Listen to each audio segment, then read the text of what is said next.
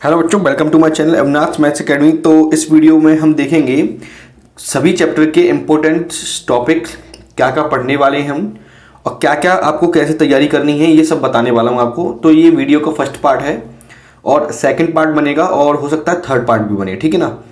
तो मैं आपको पहले बता देता हूँ कि आपको करना क्या है। जैसा कि मैंने आपको नोट्स दे रखे थे, ठीक है, ये चैप्टर नंबर 1 है रियल नंबर।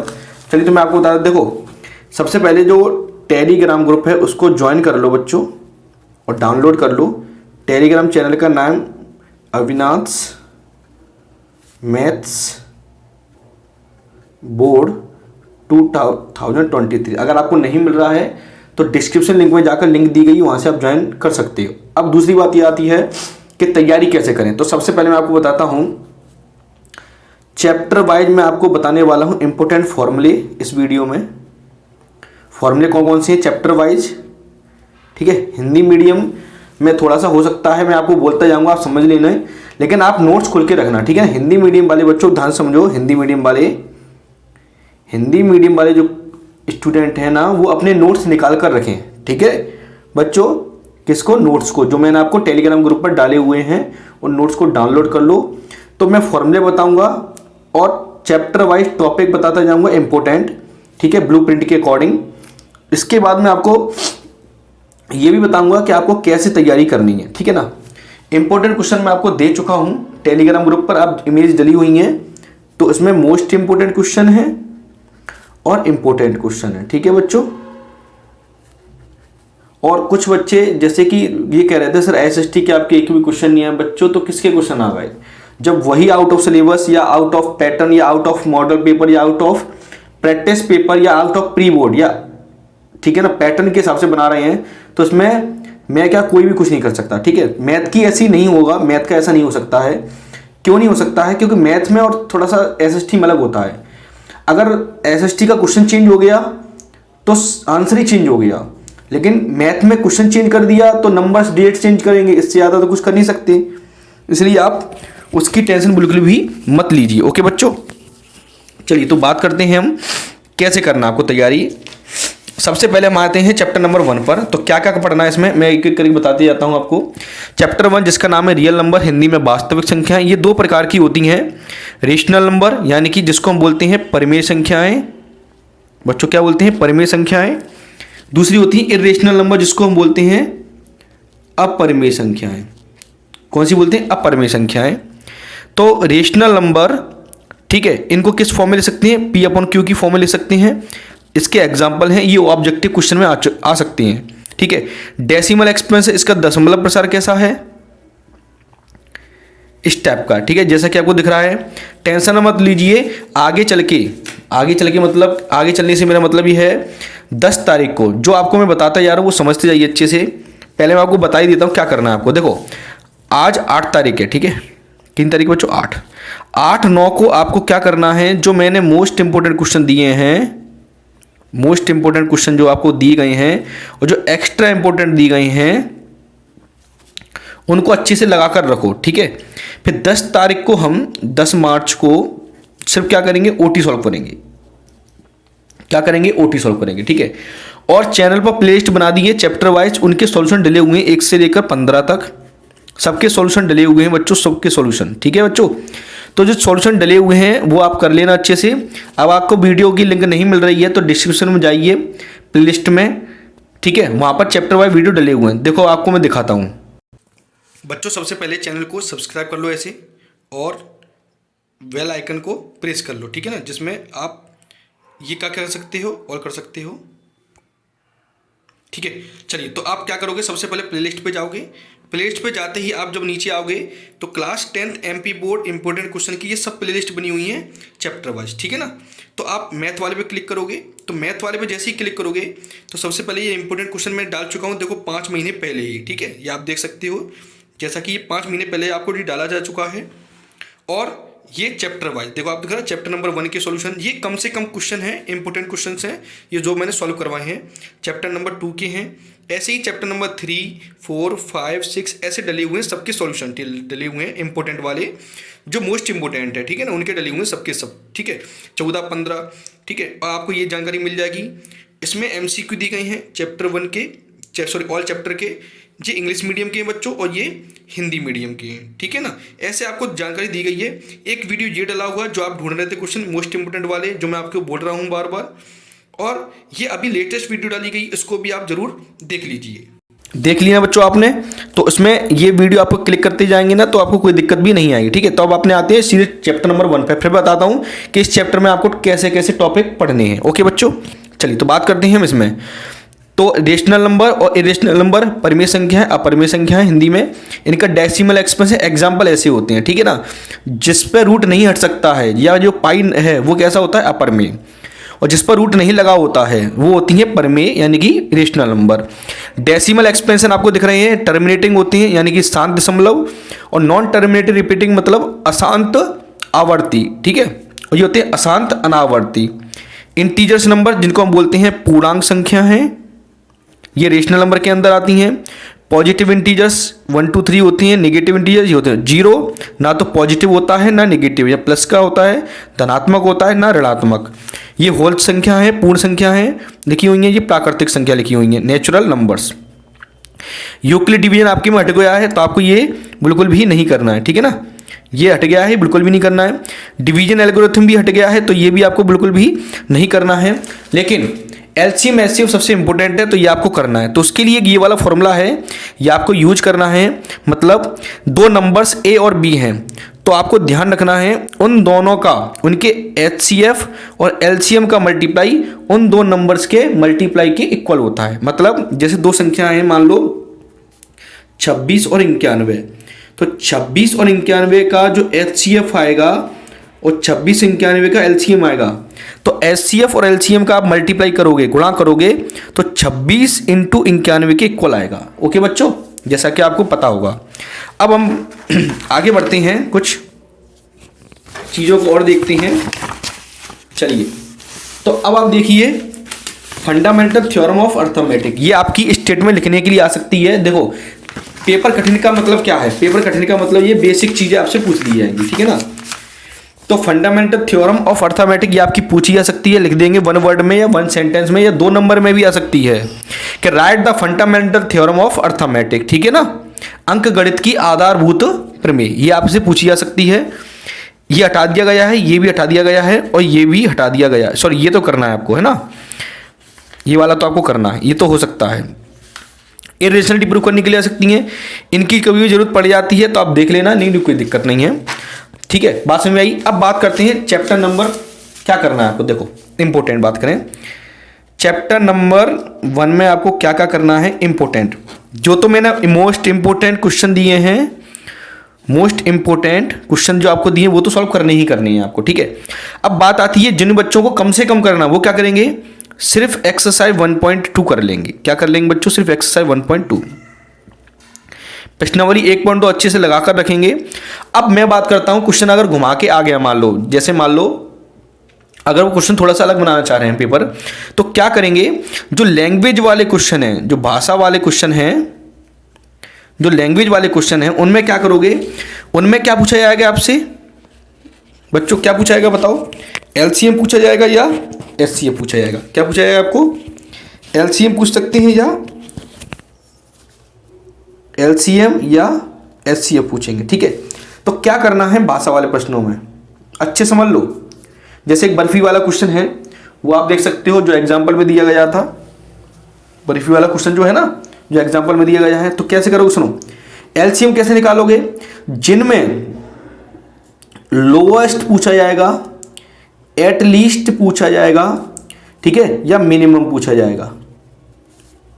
जैसे कम से कम, हिंदी बात करें कम से कम, ठीक है ना, और कम से कम, और या फिर ये पूछेंगे कि कम से कम ही पूछेंगे जहाँ तक है, और ज़्यादा नहीं पूछ सकते, कोई दिक्कत नहीं आती है। तो कम से कम ही वर्ड आता है हिंदी के लिए अलग, या छोटी से छोटी, ज़्यादा से ज़्यादा क्या होगा, छोटी से छोटी। तो ये पूछ लेंगे तो आप समझ लेना उन लैंग्वेज वाले क्वेश्चनों में आप क्या निकालना है, एलसीएम निकाल लेना है। एचसीएम में आपसे क्या पूछा जाएगा, मैक्सिमम पूछा जाएगा, ठीक है, या ग्रेटेस्ट नंबर पूछा जाएगा, या ऐसा कुछ कभी पूछा जाए तो आपको उन नंबर्स में, जो लैंग्वेज में जो नंबर्स दी गए हैं, जैसे 12 18 या कुछ और दिया गया है, उनका क्या निकाल दोगे आप, एचसीएफ। यूक्लिड डिवीजन लेमा से नहीं पूछेंगे, ठीक है, यूक्लिड डिवीजन नंबर से नहीं पूछेंगे, यूक्लिड विभाजन प्रमेय से नहीं पूछेंगे, लेकिन आपके एचसीएफ और एलसीएम तो पूछा जा सकता है। और एक बात और है, आप सब लोग ध्यान रखना, 120 के जब आप फैक्टर करो ऐसे, तो कभी भी ऐसे मत लिखे आना, मतलब आपको ऐसे लिखना पड़ेगा पैटर्न से, 2 की पावर 3, 3 की पावर 1 और 5 की पावर 1, आपको ऐसे लिखना ही पड़ेगा। 1 पावर नहीं भी लगाएंगे तो चलेगा, लेकिन आपको लिखना ऐसे पैटर्न भी पड़ेगा, ऐसे नहीं लिखोगे।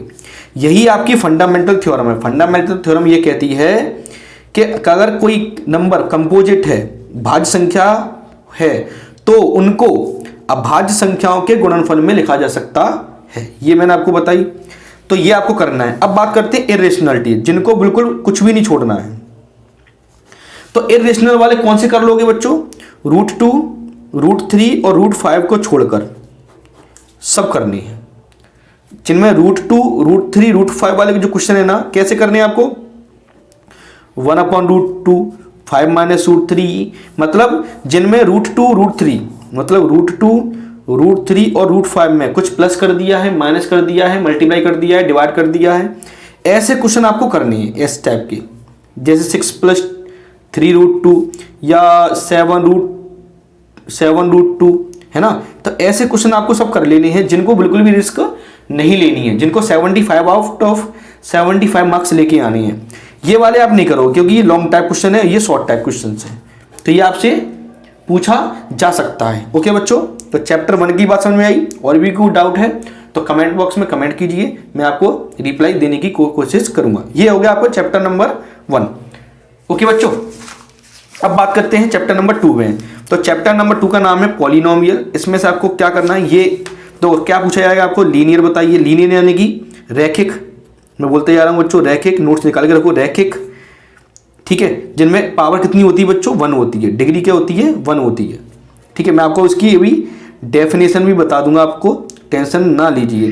क्वाड्रेटिक पॉलिनोमियल उसको बोलते हैं जिसमें x की पावर 2 होती है, मैक्सिमम पावर कितनी होती है? 2। क्यूबिक उसको बोलते हैं जिसमें x की मैक्सिमम पावर कितनी होती है? 3। मोनोमियल उसको कहते हैं जिसमें एक टर्म होता है, एक पद होता है। बायनोमियल इसमें 2 पद होती हैं। ट्राइनोमियल जिसमें 3 पद होते हैं, ठीक है। कांस्टेंट पॉलिनोमियल वो होता है जैसे कि px = 5, जिसमें x नहीं आता है। तो ऐसे पॉलिनोमियल की डिग्री हमेशा कितनी होती है बच्चों? 0। क्यों? क्योंकि इसको 5x की पावर क्या लिख सकते हैं? 0। ये ओटी के लिए है।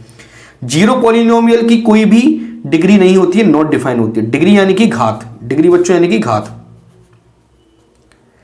जिस पॉलिनोमियल की जितनी बड़ी घात होती है उसको उसकी क्या कहते हैं? डिग्री कहते हैं, ठीक है।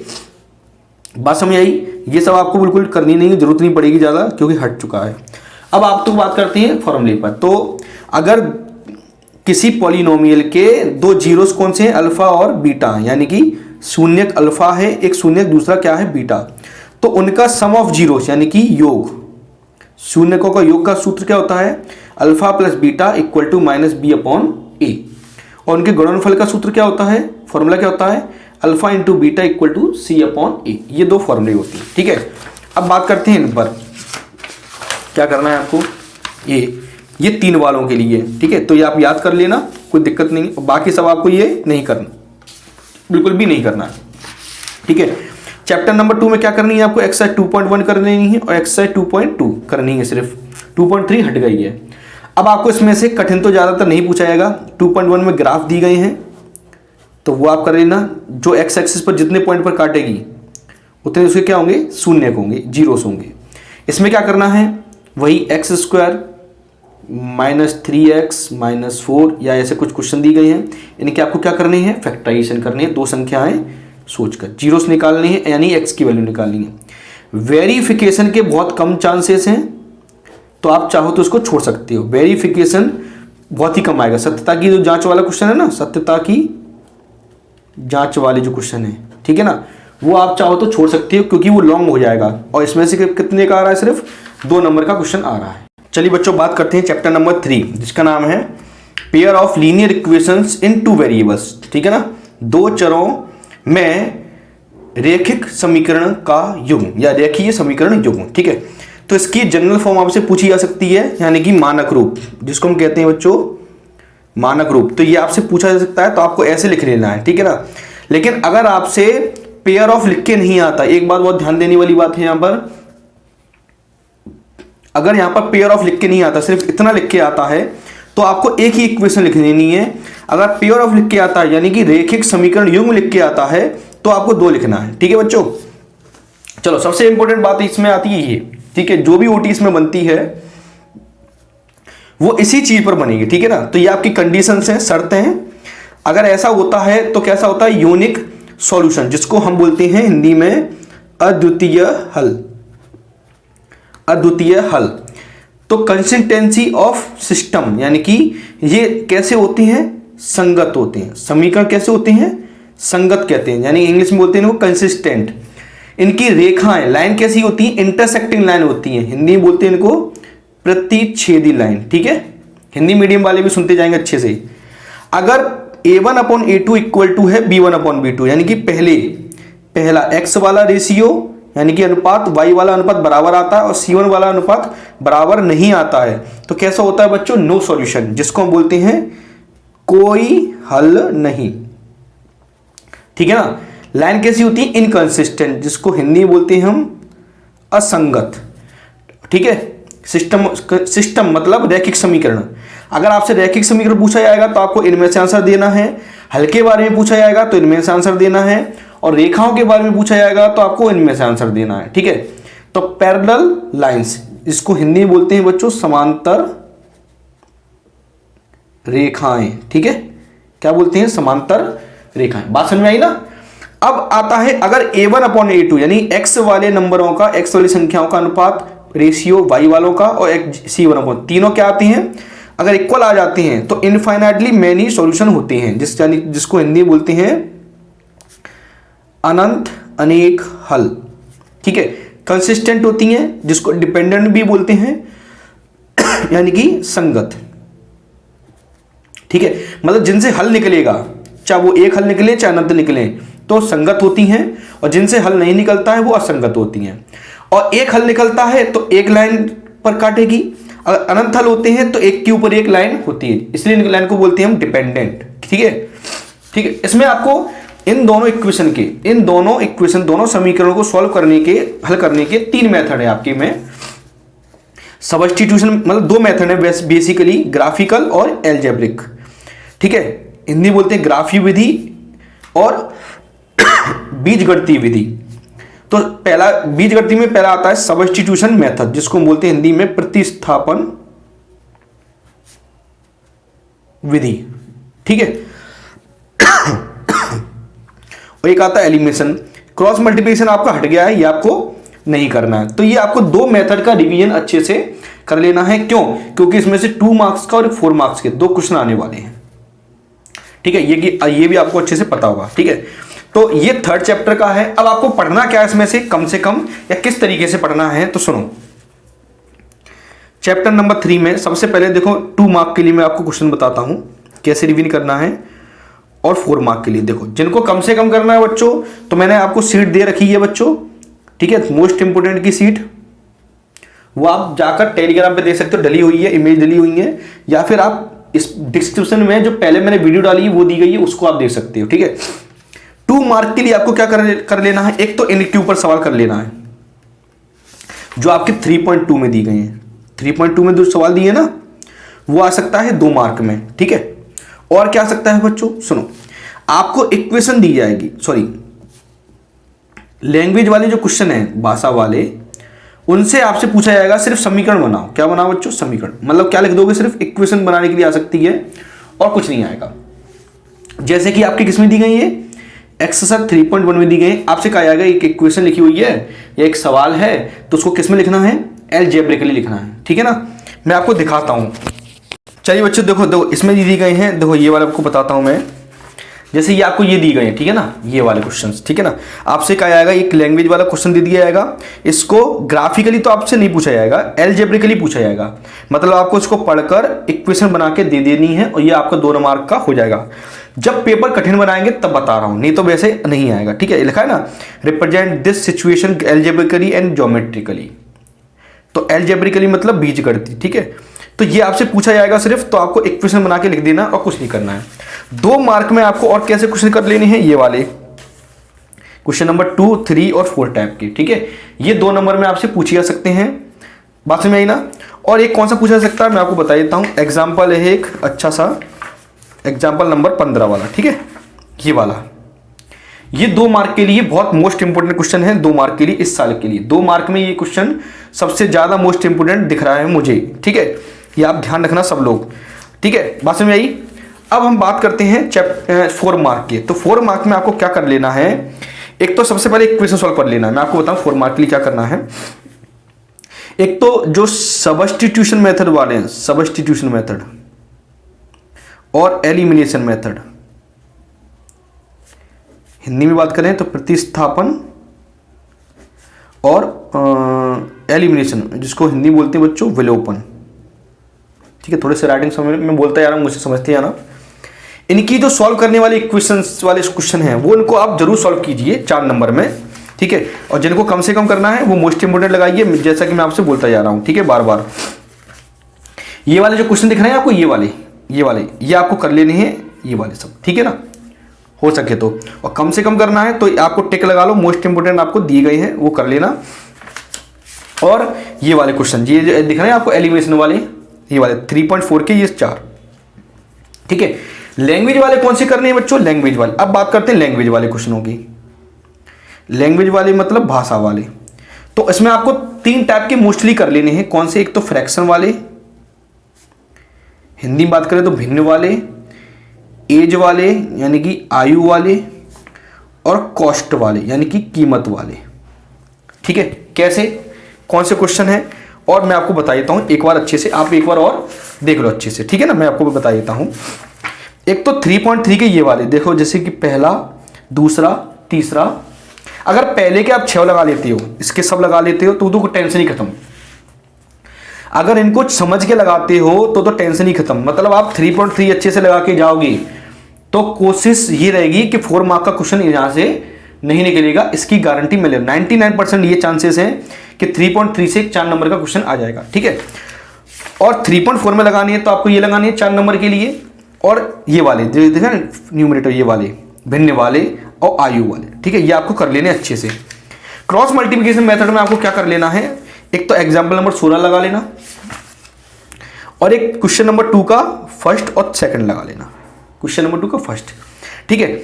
और जिनको बिल्कुल भी रिस्क नहीं लेनी है, जैसे कोई एक्स्ट्रा क्वेश्चन आ जाता है आउट ऑफ सिलेबस का, मतलब थोड़ा ऐसे क्वेश्चन देती हैं जो बिल्कुल भी इंपॉर्टेंट नहीं है, तो वो कौन से करनी है, एग्जाम्पल नंबर 17 कर लेना आपको, 17।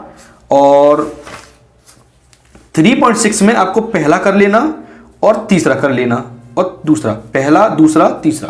क्वेश्चन आपको ज्यादा जरूर लग रहे होंगे, पर जिनका बच्चों 75 टारगेट है उनके लिए तो मैं आपको बता दूंगा, और जिनका कम टारगेट है वो अपना सेलेक्ट कर लें, ठीक है।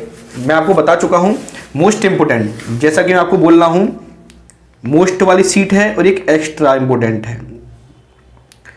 अगर उतनी ही समझ के लगाते तो भी आपका काम हो जाएगा। ये तो एक्स्ट्रा उनके लिए है जो बच्चों बिल्कुल भी रिस्क लेना नहीं चाहते, पूरा का पूरा एग्जाम में करके ही आना है उनको, उनके लिए, ठीक है। चलिए अब हम बात करते हैं चैप्टर नंबर 4, जिसका नाम है क्वाड्रेटिक इक्वेशन। 2-2 नंबर का एक क्वेश्चन आने वाला है इसमें से भी, ठीक है। अभी हम ओटी की बात नहीं कर रहे हैं, जिनको भी कमेंट करके पूछना है वो ओटी की बात ना करें। ओटी में आपको 10 तारीख को सॉल्व करवाऊंगा, जैसा कि मैं आपको वीडियो में बता चुका हूं, 10 तारीख को, ठीक है। 10 तारीख को अपन सिर्फ क्या सॉल्व करेंगे, ओटी। ओटी क्यों सॉल्व करेंगे 10 तारीख को, अभी क्यों नहीं कर रहे, क्योंकि अगर आपने नोट्स पढ़ लिए बच्चों, नोट्स पढ़ लिए, और नोट्स मतलब डेफिनेशंस पढ़ ली, फॉर्मूले याद कर लिए, और बड़े बड़े सब क्वेश्चन कर लिए, तो ओटी तो मैं 1 घंटे 2 घंटे में ही सॉल्व करवा दूंगा, काम खत्म हो जाएगा ओटी का, ठीक है ना। चलिए तो अब बात करते हैं चैप्टर नंबर 4, जिसका नाम है क्वाड्रेटिक इक्वेशन, हिंदी बोलते हैं द्विघात समीकरण। इसका स्टैंडर्ड फॉर्म आपको याद करना है, जो ज्यादातर पूछा जाता है, मानक रूप, ठीक है ना, या सामान्य रूप, कुछ भी कह सकते हैं। तो क्या होता है, ax² + bx + c = 0, है ना। ये गलत हो गया बच्चों, क्या लिखोगे मैं लिख के दिखाई देता हूं बच्चों, ax² + bx + c = 0, और साथ में आपको a not = 0 लिखना पड़ेगा। क्यों, क्योंकि अगर a की वैल्यू 0 हो गई तो ये वाला पद हट जाएगा, टर्म हट जाएगा, तो क्वाड्रेटिक इक्वेशन नहीं रहेगी, ठीक है। चलिए इसके बाद आपको ये कर लेना अच्छे से। इसमें आपको क्या करना है, फैक्टराइजेशन मेथड को सॉल्व करना है, और फॉर्मूला मेथड याद कर लेना है, और ये वाला नेचर रूट्स वाला, ठीक है। ये क्या होता है, मैं आपको कुछ चीज लिख के दिखाता हूं। चलो, इसमें एक्सरसाइज 4 चैप्टर में आपको क्या करना है, एक्सरसाइज 4.1 कर लेनी है 2 मार्क के लिए, ठीक है। फैक्टराइजेशन मेथड सीख लेना है और रूट्स के बारे में जानकारी लेनी है, ठीक है, जिसको हम बोलते हैं नेचर ऑफ रूट्स।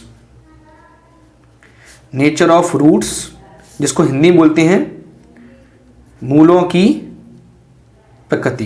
फैक्टराइजेशन मतलब गुणनखंड विधि, गुणनखंड विधि। एक्सरसाइज 4.1 में क्या है, आपको चेक करने के लिए आएगा कि बताइए कि क्वाड्रेटिक इक्वेशन है या नहीं। मैं अभी आपको दिखाता हूं कैसे क्वेश्चन है, आप पहले इनको समझ लीजिए, ठीक है। ये वाले जो क्वेश्चन दिए गए ना, देखो ये वाले आपसे ये पूछ सकते हैं कि बताइए कि ये क्वाड्रेटिक इक्वेशन है या नहीं, द्विघात समीकरण है या नहीं। तो 2 नंबर में सिर्फ वो इतना ही पूछ सकते हैं। फिर भी मैं आपको बता देता हूं, ये चारों मोस्ट इंपोर्टेंट क्वेश्चन है, इनको आप अच्छे से कर लेंगे, ठीक है। दिया गया सॉल्यूशन, इनको आपको सॉल्व कर लेना है। क्या आंसर आया, x² - 4x + 5। तो ये कैसा है, ये क्वाड्रेटिक इक्वेशन है बच्चों, बताओ ये कैसा है, क्वाड्रेटिक इक्वेशन है। ये आंसर आया ना, ये वाला, इसका सॉल्यूशन ये लिख दिया है, इसका ये। तो ये किस फॉर्म में, it is the form of ax² + bx + c = 0। इसलिए क्या है, क्वाड्रेटिक इक्वेशन है। बस इतना आप पूछा जाएगा आपसे 2 नंबर में, ठीक है। अब बात करते हैं फैक्टराइजेशन मेथड की। तो फैक्टराइजेशन मेथड कौन से होते हैं, ये वाले देखो, ये आपको दिए गए question. Example 4 is the very most important for this year, ठीक है। और कौन से वाले, ये वाले। एग्जाम्पल 3 है, एग्जाम्पल 4 है, एग्जाम्पल से ज्यादातर पेपर बनता है। और 4.2 के 5 कर लेना, 1 2 3 4 5, इनको आप अच्छे से कर लेना, कोई भी क्वेश्चन लगभग नहीं छूटेगा। बात करते हैं जिनको और पढ़ना है, नेचर ऑफ रूट्स, मूलों की प्रकृति, या b² - 4ac की वैल्यू पूछेंगे। इसी को हम क्या बोलते हैं, डी, इंग्लिश में बोलते हैं डिस्क्रिमिनेंट। डिस्क्रिमिनेंट बोलते हैं, हिंदी में बोलते हैं बच्चों इसको विविक्त कर। क्या बोलते हैं, विविक्त कर। तो नेचर ऑफ रूट्स पूछा जाए, b² - 4ac की वैल्यू पूछी जाए या डिस्क्रिमिनेंट पूछी जाए, तीनों का मतलब एक ही है। तो आपको पता है d 3 पार्ट में डिवाइड होगा, ठीक है। अगर d की वैल्यू प्लस की आती है या 0 आती है या नेगेटिव आती है, तो अगर प्लस की आती है तो आपको पता है रियल एंड डिफरेंट रूट होते हैं। अगर 0 आती है तो रियल एंड इक्वल रूट होते हैं। अगर नेगेटिव आती है यानी माइनस का आंसर आता है तो नॉट रियल होती है। कैसे होती है, नॉट रियल। हिंदी में बोलते हैं इसको, इंग्लिश में बोलते हैं इसको इमेजिनरी, ठीक है। हिंदी में बात करें तो क्या होंगी, वास्तविक और भिन्न। वास्तविक और समान या बराबर। इसमें कैसी होंगी, वास्तविक नहीं होंगी, जिसको हम बोलते हैं काल्पनिक, ठीक है। इतना आपसे पूछा जा सकता है चैप्टर नंबर 4 में, ठीक है। बात समझ में आई ना, क्या करना है रिवीजन आपको अच्छे से करके रखो। कल हम इसकी डाउट सॉल्विंग करेंगे और आगे की वीडियो आपको अवेलेबल जरूर कराए जाएंगे, ठीक है। अब हम बात करते हैं अपने चैप्टर नंबर 5 पर, ठीक है। अच्छा, ये भी फॉर्मूले ध्यान रखना, अगर रूट्स कैसे डी की वैल्यू 0 आती है तो डायरेक्ट आंसर क्या होता है, x = -b/2a, ठीक है। ये आपका क्वाड्रेटिक फॉर्मूला है, क्वाड्रेटिक फॉर्मूला, ठीक है। द्विघात सूत्र, फॉर्मूला मेथड या श्रीधराचार्य सूत्र, तीनों का मतलब एक ही है, ठीक है। और भी मेथड है, कंप्लीटनेस स्क्वायर मेथड है, पर ये 4 नंबर में था इसलिए आपसे नहीं पूछा जाएगा, टेंशन ना लीजिए बिल्कुल भी। अब बात करते हैं चैप्टर नंबर 5, अर्थमेटिक प्रोग्रेशन, ठीक है, एपी कहते हैं इसको, ठीक है। तो अब आपको इसमें करना क्या है, एक तो जनरल फॉर्म याद करना है, मानक रूप, ठीक है। ये आपसे पूछा जाता है कई बार। तो a + d, a + 2d, a + 3 ... a + n - 1 × d। इसका मतलब क्या है, a क्या होता है बच्चों, a क्या होता है, फर्स्ट टर्म, प्रथम पद। d होता है कॉमन डिफरेंस, सार्वंतर, समान अंतर जिनमें समान होता है उसको कहते हैं, ठीक है। यह आपका फॉर्मूला है जनरल टर्म का, an या tn से बताते हैं, a + n - 1 × d। n मतलब पदों की संख्या। जैसे आपसे पूछा जाए कि 8वां पद लिखना है, 8वां पद, तो क्या होगा, a + 7d। 10वां पद लिखना है तो a + 9d, ठीक है। बात समझ आई, ठीक है। ये आपको कर लेना है, ये कर लेना है। d का फॉर्मूला होता है, इसके बाद सम ऑफ n टर्म का फॉर्मूला होता है, ये आपको याद कर लेना है। दूसरा ये होता है, ठीक है, ये आपको जानकारी अच्छे से। अब बात करते हैं, ये भी कभी कभी फॉर्मूला यूज कर लिया जाता है, कभी कभार। और ये वाला A B C A P में है, तो जो बीच वाला टर्म होता है बीच वाला, इसको हम बोलते हैं, बी की वैल्यू कैसे निकालते हैं, जैसे मैंने आपसे पूछा कि एक संख्या 5 है, बीच में खाली है, और एक संख्या मान लो कुछ भी लिख देते हैं, मान लो 11 है, और ये तीनों नंबर किस में, ए पी में। एक बॉक्स खाली और कर देता हूं, एक संख्या मान लो है ये है, तो बीच वाली संख्या कैसे निकालते हैं, इसकी बीच की निकालनी है, तो 5 + 11/2, तो 11 + 5 16/2 यानी कि 8, तो 8 आंसर आ गया। इसकी निकालनी है तो 17 और 11, 11 + 17/2 यानी कि 28/2 यानी कि 14, तो 14 आंसर आएगा। इसका यूज ऐसे करते हैं, और इस वाले नंबर को हम बोलते हैं अर्थमेटिक मीन, अर्थमेटिक मीन यानी कि माध्य, ठीक है ना, अर्थमेटिक मीन, समांतर माध्य बोलते हैं इसको, ठीक है। तो इतनी बात समझ में आई। चलिए, तो ये चैप्टर 5 का है। अब इसमें पढ़ना क्या है चैप्टर 5 में, ये सुन लो। पहला, सबसे पहली बात तो फर्स्ट 4 टर्म फाइंड करना, यानी कि प्रथम 4 पद निकालना आपको, जिसमें ए बराबर दिया गया हुआ और डी बराबर दिया गया हुआ, ठीक है ना। क्या दिया गया हुआ, ए बराबर और डी बराबर। जैसे मैं आपको दिखाता हूं कैसे क्वेश्चंस हैं,